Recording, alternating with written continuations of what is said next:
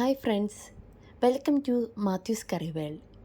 ഇന്ന് ഞാൻ നിങ്ങൾക്കായി പ്രിപ്പയർ ചെയ്യാൻ പോകുന്നത് റെസ്റ്റോറൻറ്റ് സ്റ്റൈൽ പ്രോൺസ് റോസ്റ്റ് എങ്ങനെ തയ്യാറാക്കാമെന്ന് നോക്കാം. അതിനായി ഇവിടെ എടുത്തിരിക്കുന്നത് 350 ഗ്രാം പ്രോൺസ് ആണ്.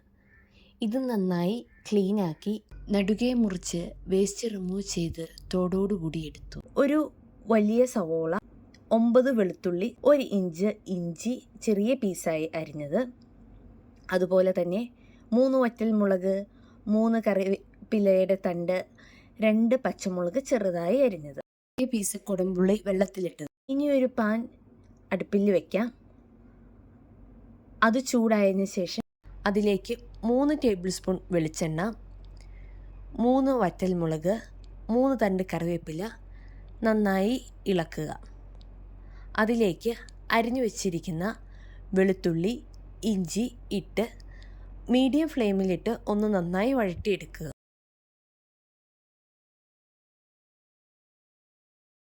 നന്നായി ഇളക്കി യോജിപ്പിച്ചതിന് ശേഷം അരിഞ്ഞു വെച്ചിരിക്കുന്ന സവോള അതിലേക്ക് ചേർത്ത് നന്നായി ഇളക്കുക. ആവശ്യത്തിനുള്ള ഉപ്പും ചേർത്ത് അത് ഒരു ഗോൾഡൻ കളർ ആകുന്നത് വരെ ഇളക്കുക.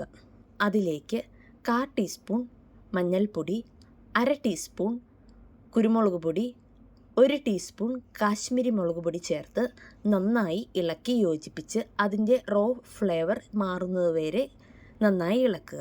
ശേഷം അതിലേക്ക് കുടംപുള്ളി പിഴിഞ്ഞു വെച്ച വെള്ളവും ചേർത്ത് തിളപ്പിക്കാൻ വയ്ക്കുക.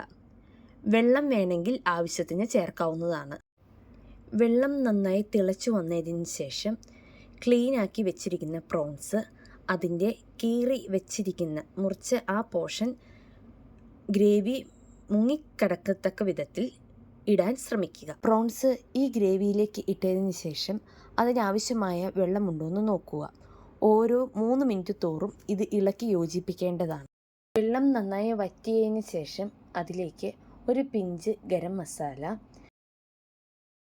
ഫ്രഷായ കറിവേപ്പില ഇട്ട് നന്നായി ഇളക്കി യോജിപ്പിക്കുക.